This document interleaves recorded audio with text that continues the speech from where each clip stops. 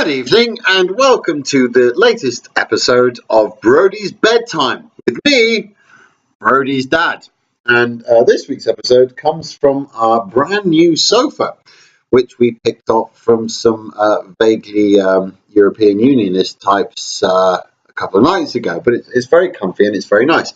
Now, we've got a very special episode of Brodie's Bedtime tonight in which we have a special guest who is my very good friend. Hello! No, not you, Toronto. Well, I have a special guest. Well, you're the sort of regular fixture, shall we say? You're like some shelves. What? No, it's well. Maybe you'd like to introduce the special guest. Would you like to know? Okay. Why don't you introduce our special guest then? Okay, tonight's special guest is speak, say the name. Oh, sorry.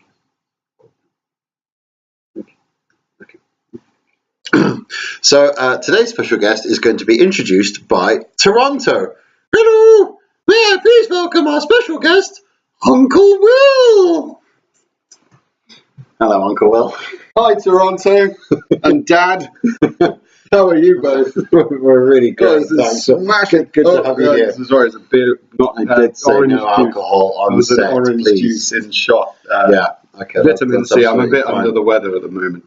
What's the matter? Oh look. Sorry, Brodie. I can't quite see you from here. All right. Brodie. Will's eyesight isn't very good. I'm a bit short-sighted. How are you doing? I'll take that. It's fine. Toronto. Did you know? Sorry, go on. I haven't asked him how he's doing. Well, he's Canadian. He's going to be polite, isn't he? No matter what he thinks, really. You're going to ask him? Long and the short. How are you doing, Toronto? Oh, very well, thank you. Well, how are you? Well, I'm good there, buddy. Oh, that's marvellous. What are you going to tell us today? Well, see, the thing is, in spite of all appearances, Brodie, I live on a boat. Wow. I know. This is a very stable boat currently. So I thought, I did think about talking to you about boats. But in fact, what I wanted to talk to you about today was Ronnie O'Sullivan's fastest 147, which is a maximum in snooker. It happened in 1990. Toronto's fallen asleep there. He doesn't want to know about the 1997 World Championship. It was 5 minutes 20 seconds it took Ronnie O'Sullivan to get 147 points. That's an average of 8.8 seconds per pot. That's quite impressive. When did he do that? Where? It was in 1997, the UK, no, World Championship. Oh, the World. Yeah, the World. The Crucible. The Crucible, Sheffield, yeah. I hope you're listening to all this, bro. Yeah, sorry. No, okay. Well, Toronto doesn't seem impressed. So instead, perhaps I will talk to you about the etymology of certain nautical terms. How does that catch you, Brodie? That's a positive. That's a strong yes. That's a hard yes. So, did you know that ships used to have their rudders affixed to the right side? And this was the side they steered from. Starboard is a corruption of steerboard or steerboard. In fact, the word steer comes from the Old Norse stiri, meaning rudder. Aren't we learning now, Uncle Henry? Well, that's what I call you. Don't worry, that's a bedroom thing. When pulling into port, ships approached with the land on their left side to avoid damaging the rudder. This is why that side is called port side. It was originally called larboard, derived from loadboard, the side you would load cargo on, but they decided that the term sounded too much like starboard, so changed it. When two ships crossed paths, the one on the right side had the right of way, hence the term right of way. Since ships often passed in the dark of night, they needed a way to determine the location and orientation of other vessels, so they affixed a red light to the left, port, side and a green light to the right, starboard side.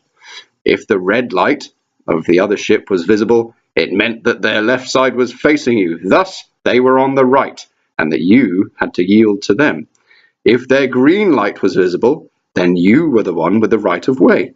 This is where we get our modern traffic signal colours. Red means stop, and green means go. This same colour system is still used today in aircraft. So if you next look up in the sky and see a flyover, which I'm sure you'll want to do, you'll see that the port side is red and the starboard side is green. If you have trouble keeping all of this straight, Brodie, remember that port wine is red and that there's never any left in the morning. Incidentally, port wine is named after the Portuguese seaport city of Porto, from which it was originally exported. All three of these uses of port that I've just highlighted for you, Brodie, are derived from the Latin word portus, meaning harbour. And it all comes round again. There we go. Wasn't that riveting, Dad? It is, and I also believe that Porto was the first team that the manager Jose Mourinho managed. Oh, Charlie, I do He love won the Champions football. League with them. Yeah, Yeah, that's really interesting. yeah, that is really interesting. And you know what else is really interesting, Brodie? That your gonk, he was also a sailor, so I bet he knew all that stuff too. So there you go. You could probably test him when. It's a wise man, it sounds. Yeah, absolutely. Now, this word from this week's sponsor.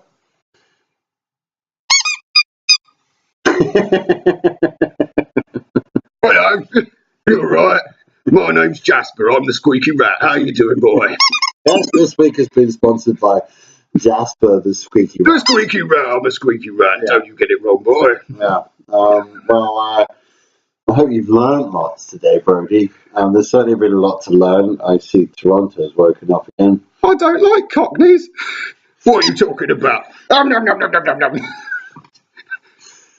I just ate the rat. Sorry, I'm a bear, and it's in my very nature. Sorry, we didn't think this through, did we? We'll pick a bear and a rat on the screen together. I think we just witnessed a murder. Well, there you are. Ooh, that's messy. It's a bit grisly. There's a lot of entrails and yeah, bear semen. So, gooey, sticky evidence. Toronto's into some weird stuff. Yeah, he's a happy chap though. He's still got a smile on his face. I don't know. He's a bit bashful. He's got his face up. Toronto. Perhaps you'd like to introduce our song for the week. Yes. Okay. Yes. Well, it's actually right up my street since I'm Canadian. Sticking with the nautical theme, Brodie. This is a song called Northwest Passage by Stan Rogers of Canada. He was born in Ontario, but actually spent a lot of time out east. Anyway, Northwest Passage. Would you like to send me the guitar? Oh, we got a guitar this week. We do have a guitar. Uncle Will is a great musician. God, I'm looking a bit dumpy. I'm going to lay off the orange squash. Yeah, we've both been drinking a lot of orange squash. I'll give us. Okay, we're ready. Just one verse. Yeah, well, it's chorus. The chorus.